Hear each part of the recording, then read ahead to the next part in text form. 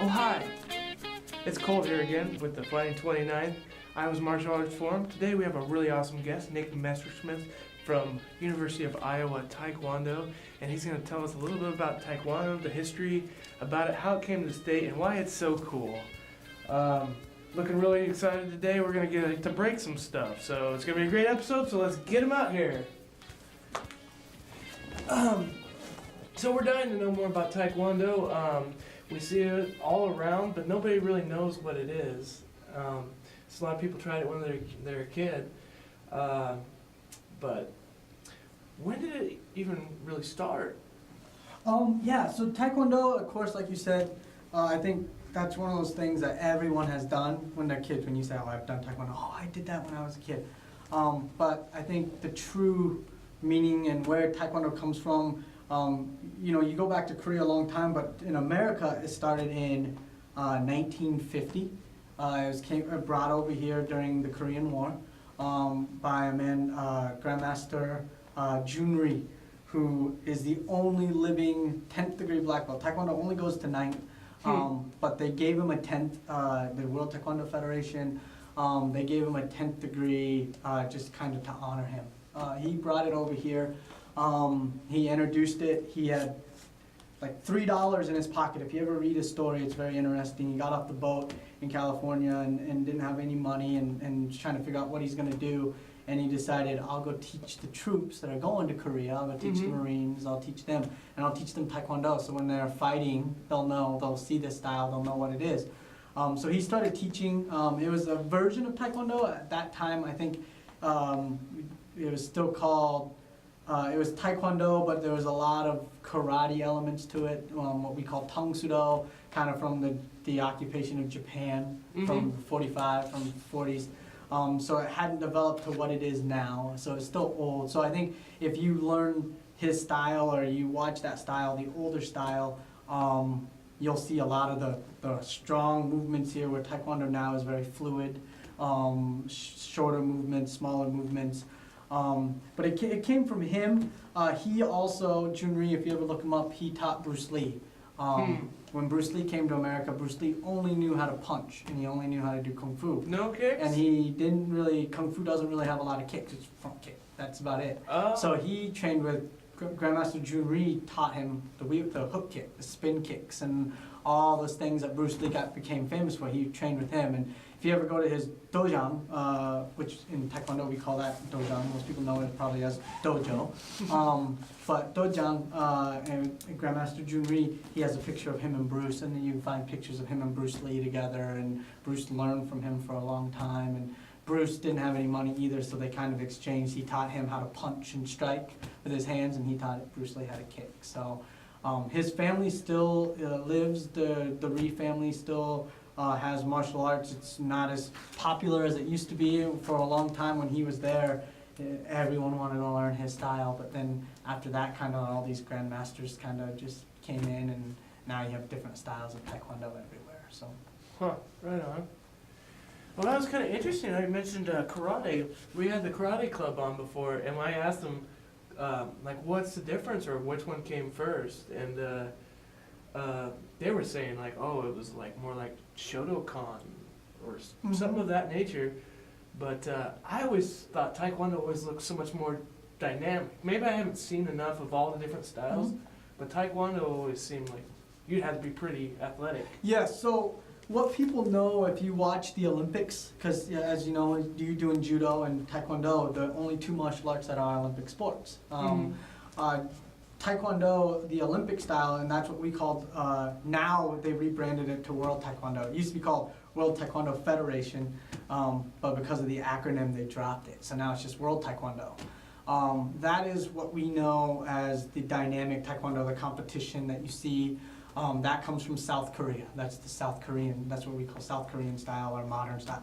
Then you have ITF, International Taekwondo Federation. Okay. And that's the North Koreans, that's what they train. There are still ITF schools here because before Korea was divided, there was just one. So there are some masters that had lived up there that learned Taekwondo. That's what we call traditional Taekwondo. And that you will see a lot of the same, their forms. You'll see very wide stances, strong stances that looks very similar to karate. Okay. The reason is when Japan occupied Korea, they took away what was called Tangsudo at the time. That was Korea's martial art, and Hwarangdo and Taekyon, all these different styles. And they took it, they outlawed it. So they couldn't study. So what happened is Korea didn't really have an identity. So they tried to figure out new ways to do things, and what happened was a lot of masters, karate got introduced, judo got introduced to the Koreans, and after the Japanese left, Korea wanted to get rid of that Japanese culture, so we don't want that anymore. But we can't do karate, we can't call it karate, what can we do? And a bunch of masters kind of, there's a joke about it, but it's kind of true. It was just masters sitting around getting drunk, and they came up with Taekwondo, and they said, you know what, why don't we take this, and they took some elements of karate and they put some of the elements of them, and instead of punching, they added kicking. They made it more kicking style. They wanted to make it different than karate. How can we make it so that we're not the same as the Japanese? So they decided to add kicking. There's still that style exists today, ITF. There's still a lot of ITF schools. But then there's also, it branched off into what we call World Taekwondo in South once they split. And that became the more dynamic Taekwondo that you see. That's with all the crazy 720s, 1080s, all the crazy kicks and breaking the boards and the backflips kicking and different things like that and all that crazy stuff that you see. That is what we know as World Taekwondo, and that's more South Korean style. That's more kind of geared toward the sport of Taekwondo. And there's still a lot of tradition in it, but a lot of the drills, a lot of the movements, it's smaller stances, less punching, less striking. Blocks they're not as traditional, they're kind of more modernized and faster and quicker, and everything. So that is kind of what people see. But the Taekwondo, the traditional part, spawns a long, long time ago. So Taekwondo is actually one of the youngest martial arts. It hasn't been around for very long, the art of Taekwondo. Or perhaps they just hadn't called it that yet. Yes. If you look back, Taekwondo comes from what we call the 5 kwans or the 7 kwans, whatever you want to call it. There were 5 main ones. It's like Mudak Kwan, Chungdo Kwan, all these different ones, and it was kind of families. There's kind of like the policemen did Mudak Kwan, the railway workers did Chungdo Kwan. The post office, the federal government people did a different kind and all that kind. And they took those 5 and they combined them into one art and they called it Taekwondo. Okay, and what does Taekwondo mean in That Korean? is the way of the hand and foot. Okay. So Do, as we know, means way. Oh, and then, Tai. Yep. And Tai Kwan? is Kwan. Yep, Tai is foot and Kwan is hand. So Taekwondo is the way of the foot and the fist, or the way of the hand and foot. So, okay.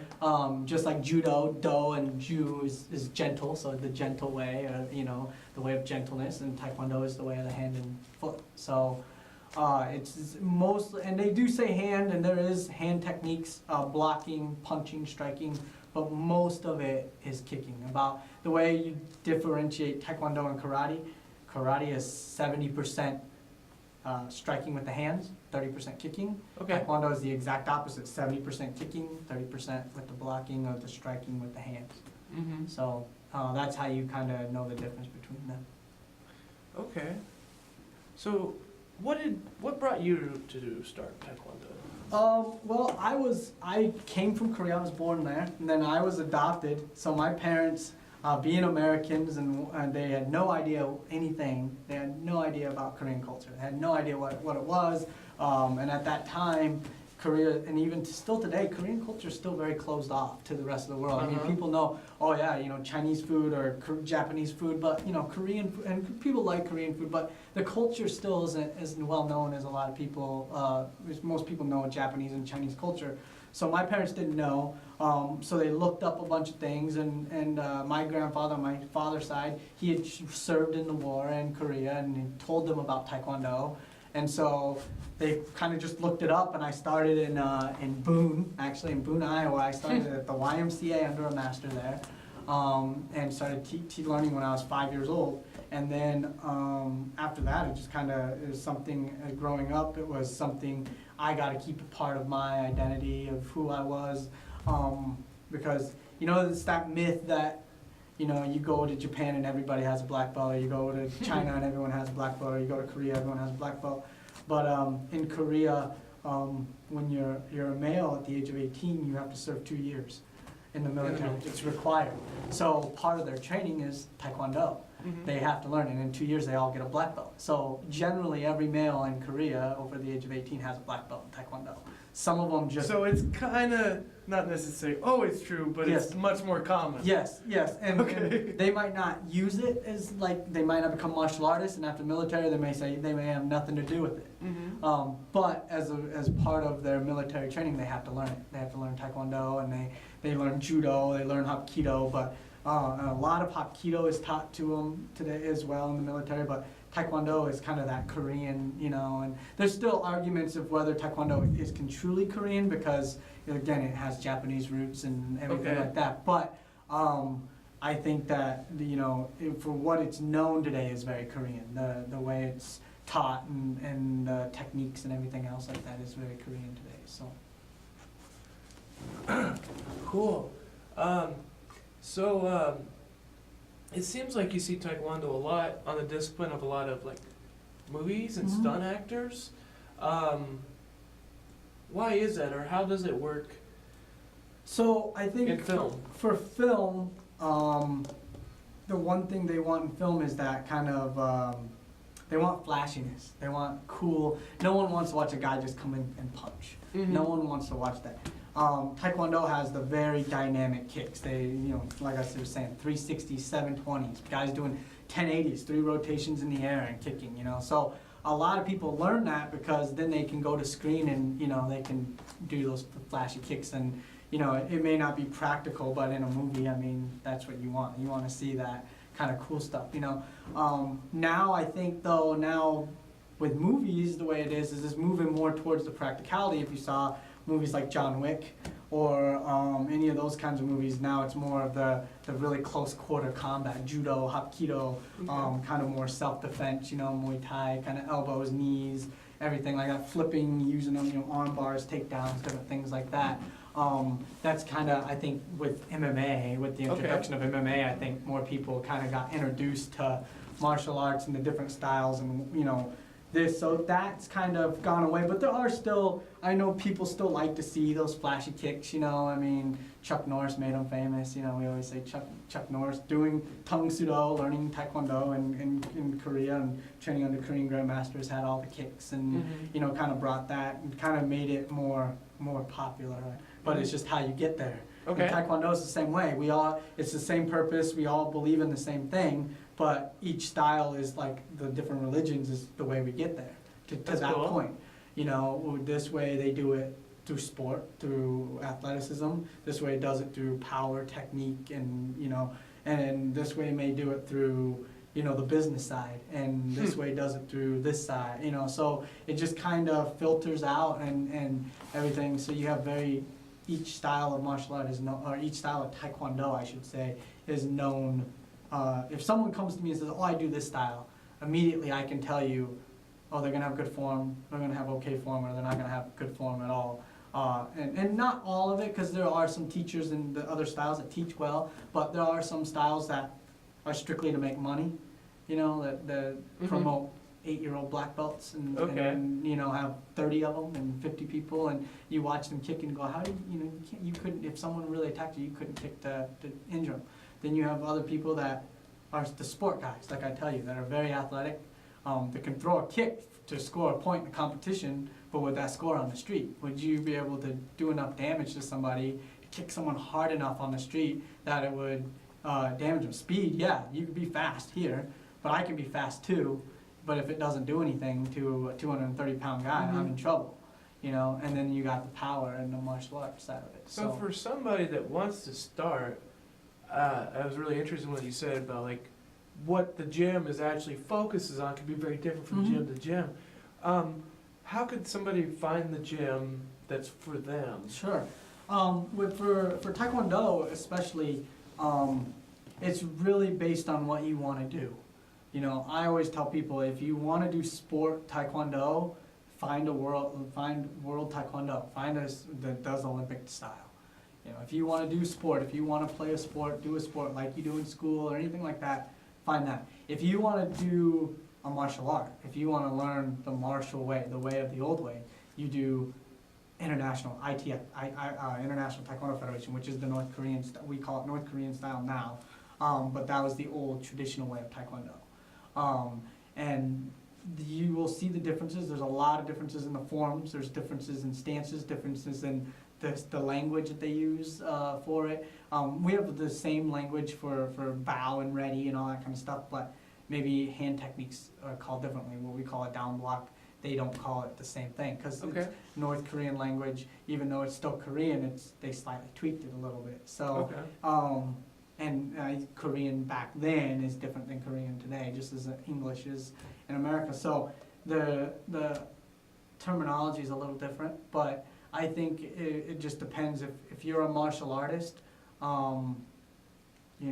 I think Taekwondo, and I shouldn't say all of them like that, because we do World Taekwondo, we do Olympic style, but my students will tell you technique and everything is very important. So it really, I think a lot of it is also too where the master comes from, because for me, I live on the theory and the philosophy of, if you don't learn it correctly, you still can't execute it in the ring. If I teach you a roundhouse kick and I don't make you turn your foot over and you kick like this and it goes upwards like a front kick, it's not going to score in the ring either. In the ring it needs to turn around. So if you don't have good technique, so I believe in technique, and so we spend a lot of time on technique, and I know a lot of people come and think they're going to be doing the sport side of it, which is why we kind of now have sport classes. We have our competition team classes and we have our regular classes. So our regular classes are the traditional side of Taekwondo, and then our competition classes are the sport side of Taekwondo. Kind of just essentially all you do is get a cardio workout, you learn the drills that you need to learn to be good at competition, and that's it. Where the traditional side, our normal classes, you teach you proper side kick, proper front kick, where toes placement, foot placement, hand placement, everything. And I require the competition team to do those classes, because they need to learn the correct way to throw a kick or to execute anything. It's just, Vince Lombardi always said, I could go and tell the defense what play we're running, where we're running, who's getting the ball, and if you guys execute it correctly, they can't stop it. Even though they know where it's going, they know what play it is, who's going to get the ball. If you execute it correctly, there's nothing they can do. So essentially, I believe in that philosophy. If you execute what technique and skill and everything the correct way, precision, even though they know it's coming, they're not going to be able to stop it. You will hit the target, you will hit your spot, you will hit wherever you need to. Even if they block a little bit, even if they put there, you still will do enough damage that you can, if someone were to attack you, you could be able to defend yourself. So for a newcomer, you'd suggest do your research. Yes. Try different things and look be it persistent. up. Look it up. A lot of people just go to the local school and, they have it here, so I'm going. I always say if there's a better school, even if it's 20 minutes away, it's worth paying your money, because as you know, martial arts costs some money, and classes sometimes do with getting uniforms, competition, if you do competition, different things like that. So why pay all that money and then get your black belt to find out that, oh, I don't know really anything, you know? Honestly, I mean. Because you can tell people at the bar that. That's why. Exactly. And I have students actually that come from, because our style's very, our grandmaster was really hard on us. He taught us the old way, but we also did modern and everything. But we have students still today that have the black belt, 2nd degree, 3rd degree, 4th degree, or they come in as a black belt, and they'll get to our classes, and I have a lot of them that say, I have no idea like what we're doing. We didn't do it this way, and they always tell me my classes are too hard, or it's different things like that, and it's just because, you know, that's okay to say that, right? If yes. it's too hard for you, definitely speak up. Yeah, definitely. You know, it's definitely, and that's another thing. You know, is I have students that never say anything, and then they show potential, and then they just never come back. And I'm like, where did they go? And it's like, you know, if you're having trouble, it's okay to say, hey, can we slow this down, or can we do that? I will take the time to teach you, and I think good teachers will do that. You know, if they're there just to make money and not really care, and do push-ups for an hour. Yeah, exactly. That's what they're gonna do. Just go to class and go, oh yeah, that looks good, and go on, and you get your black belt within a year. You know, I always say, if you know, unless you're in Korea, Japan, China, any of those countries that do it every single day, if you get your black belt within a year, you're probably not doing the right martial art. Okay. It should take, I think, with proper technique and skill, it should take at least 2 to 3 years. You know, some probably 3 or 4 or 5. You know, I know some of the Japanese arts take longer. Some of the Japanese arts take maybe 4 to 5 years to get a black belt. You know, some of the, but Taekwondo, generally good Taekwondo will be 2.5 if you push it, but I would say a minimum of 3 years. Would at least 3 years to get a black belt, I would say, if you do everything the correct way and everything. And there are standards. There's a certain time that you have to be at each belt. So if the teacher follows that, it should take about 3 years. Okay. So if they don't, and you look at the thing they give you, the handout, and it says, oh, you can get a black belt in a year, probably just turn around and walk out. Okay. Probably not the school for you. Hand them out like candy. Yes, you know, and everything like that. Tell your friends. I mean, we always talk about in Taekwondo, there's the business Taekwondo school, and then there's the martial art Taekwondo school. Martial art Taekwondo school, sometimes the fees are a lot less. Teachers there usually volunteer or makes very little money teaching, because he wants to teach and teach you the right art. And then there's going to be some people that, then some of those masters might charge a lot of money, and you still learn good. But a lot of schools, sometimes you see $135 a month or $100 a month, and then, you know, you have to pay for a uniform, you have to pay for this, you have to pay for that, and then you get a black belt within a year, and you feel like I haven't learned anything, or I couldn't defend myself. And that's the business side. You know, I understand teachers need to live, and you have to make money doing it, but there's a way to do it without, for one, making your students go broke, but also without selling snake oil. Exactly. You know, so I think it's really go and observe, and you know, you may think, oh, this guy is really good, and watching him in his classes, and just because they have 300 students in their school doesn't mean they're a good school. Okay. That's the one thing I know a lot of people goes, oh, I went to this school and they had like 200 people there, that's why I signed up. And it's like, yeah, you sign, and then you realize, and they come here and they go, it's so much different here, you know, it's so hard, it's much harder. And it's like, yeah, because, you know, we emphasize technique, we slow it down. It's not as fast and move, promote, you know, you're gonna get a black belt in 5 years, you know. So it's not one of those things. So I think it's really, you have to do your research kind of, and ask true martial artists, like people that you trust or someone that you know who knows what they're talking about. Ask them, just ask them, you know, do you think this is a good school? Do you think, you know, would I benefit going here? Would I benefit going here? You know, so I don't know. It's really up to the person, but and I mean, and maybe you're looking for, you know, a school that charges $20 a month and you can learn at the YMCA, and that's fine. You know, if you're looking to do it leisurely or whatever, you know, fitness, that would be good. But if you're a true martial artist, I say, you know, look for the best school. Look for the best teacher that you know that can teach you what you want to learn and everything else. So. I think there's a big difference in that. So I think we gotta have another episode and cover more of these topics. But we'll go over kind of more of the demonstrative part of Sure. Taekwondo, right? Yeah. Which is, breaking yes, stuff. board breaking. Yes. So, real quick, tell us what we need to know about that. Okay, so board breaking, the one thing is it's a staple in Taekwondo. You know, I know a lot of people think, oh, karate and everything, and karate breaks boards, Hapkido breaks boards a little bit, and different arts, but Taekwondo, everything you see on YouTube or Facebook and the people doing all crazy things and spinning and jumping, that's Taekwondo. You know, it's very flashy with breaking. Okay. And if you do traditional or sport, more modern, it all has breaking. So Okay. one thing about breaking is you don't have to be a big person to break boards. Everyone thinks you have to be this big, 6'4", 250-pound guy and hit, 12 Okay. boards. The current world record holder right now with the most boards is a female. She weighs 99 pounds. She's Really? 16, yes. So Hanmadang is a Taekwondo tournament. Hanmadang doesn't have sparring. It has everything else, board breaking, weapons, forms, all the traditional stuff, but it doesn't have sparring. And so there's a lot of people that go and the board breaking, they have power breaking, where they take it and put the boards in the machine, you tell the person the judge how many you want, and based on how many you break, you get graded, and you break more, you win. A few years ago at Hanmadang, there was they had all these big guys, the heavyweight males class. I think the most they broke was 5 or 6. One guy did with a spin back kick, and he broke 5 or 6 boards, and he had trouble going through it. And then this 16-year-old, 17-year-old, forgive me if that's not her age, I think she was 17, 18, she got up there, had the stack of boards and handed it to him, and I think people were kind of like, it was 11 boards.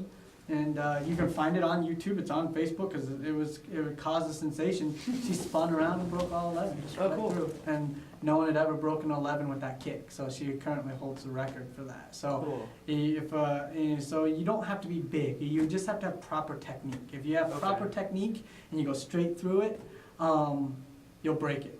I always tell my students, if you stop at the board, that's the part that hurts. Everyone thinks board breaking hurts or brick breaking hurts. It doesn't hurt if you go all the way through. Okay. If you stop or you hit, that's when it hurts. So anytime you're breaking, go all the way through. I always tell them kick the holder. Not really kick the holder, but that's essentially the motion you want to do. You want to kick all the way through the board so that it would be like you're kicking them. Okay. You don't want to stop at the board and break because you will never break it. So I know we're going to do some breaking today. I'll do a couple, maybe I'll demonstrate a few kicks because I know that's kind of the staple in Taekwondo. So Cool, let's do that. whatever you want to do. So real quick, before you throw a kick, you're gonna want to have a decent stance, right? Yes. So how should we stand? So most dances, it really just depends on the person, but most of them, a lot of people, front foot should be square, facing forward. If it's turned a little bit, slightly angled, that's fine. Back foot, you can have it here at the side. Some people open it up, and there is a legend of a kick, and we can go over that later, but you can stand however. There is a legend of a kick, and we can go over that later, but you can stand however. I generally back leg here, ready, weight evenly distributed on the hips so you can move. You don't have to shift your weight. From here I don't have to shift my weight back here to kick with the front leg, and I don't have to shift my weight forward to kick with the back leg. From here, it's evenly distributed. I can just throw a kick. So you can't kick with a leg that has weight on it. Yes. It'll just. Because if you do that, yes. Okay. And as you That's know, a good as thing. you know in judo too, it's the same thing. You want to try to throw them off balance. Get the weight on one side and throw them the other side. So all right. roundhouse kick is the basic kick, and that's the kick that everyone usually learns in Taekwondo, the first kick that you learn. And generally it's going to come up here, it turns over, and you hit with the top part of the foot. You hit with here from the toes to the ankle. So a little tiny spot there. I know Muay Thai, a lot of people think you hit with the shins in Taekwondo, but you don't. That's actually Muay Thai. We hit with the foot. So basically roundhouse kick just looks just simple like that. It comes up here and kicks. So one more time, here, around, and down. So that's roundhouse kick. The next kick we're going to do is what we call a spin side kick, and that spawns from side kick. If you ever watch someone do a side kick here, spin side kick is the same. You spin behind, or some Taekwondo schools call this back kick. But you spin, foot comes up and extends out. So from here, spin, kick. So again, one more time here, and kick. Now, when you're throwing that kick, the one thing that's important is that you get the head around, find your target, and then lift the leg. A lot of people try to throw a kick like this, and they're God not knows looking, what you hit, and then you don't know where you're hitting. So make sure you get the head around. Those are the two basic kicks, and then we're gonna do. I'm gonna do breaking with using a variation of spin kick. Use spin side kick for countering a lot. So if your right leg is back, if you put your right leg back here, and I'm in this stance here. Your opponent has the right leg Yeah, back? so you go ahead and put your right leg back. Yep. So this is what we would call in Taekwondo open stance. So both our chests are facing the same way. This would be what we call closed stance. Oh, you go ahead and yep, there. This is what we would call closed stance. Okay. This is when my back leg, power leg is to your back, power leg is to mine. So Okay.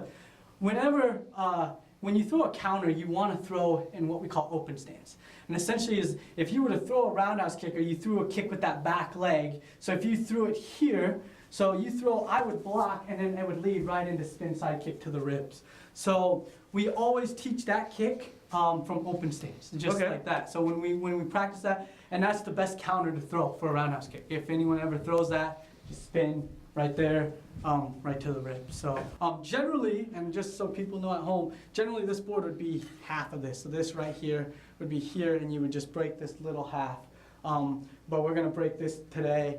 It's usually easier to break bigger boards, but we're gonna do this. So this kick is gonna go, again, it's a spin. It's gonna spin all the way through and go all the way through into there. So from here, you spin and you kick, and you hit hard. So, oh, good. That was right where it needed to hit. Yes, Yeah. yes. So right See, to if center. you hit it right here, you're really just turning it. Yes. Yeah. Yep. So you gotta hit Nice. center. It's about targeting and everything. It's a little harder with a bigger board, but smaller boards like that. So.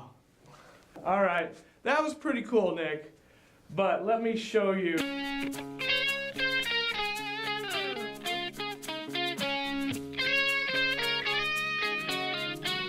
Okay. Oh. And it goes like, yep, just like that. Yeah, just do that. Sounds good. Yeah, thanks. Nick, so tell everybody watching like how they can start Taekwondo at University of Iowa. Taekwondo. If you want to start at the University of Iowa, we have a website, tkd.uiowa.org. If you go there, you can see all our class times, schedules. You can email me. And the email, I will have it at the bottom of this screen, so they can email email me or a president, and I'll get all that contact info. And just let us know, and you can come and try it out. So. When are your practice times now? It's this particular time we're filming. Yes, it's Monday, Wednesdays, and Fridays from 6 to 7 p.m. at the field house in room in 464 at the University of Iowa campus. We also have competition team practices, so if anyone interested in doing competition that is a college student, we have classes from 4 to 6 p.m. And also from 5 a.m. to 6 a.m. So they can come and do competition with us, and you please contact me for that, and like I said, I'll have information that you can put at the bottom of the screen, and I'd love to hear from you. And it is, like I said, it is for all levels. A lot of people have an impression that, oh, I have to be advanced, but we do have beginners classes that we spend time with, and white belts, and a great assistants that will help you and everyone else like that. So. Well, thank you very much, Thank Nick. you, sir. I appreciate it.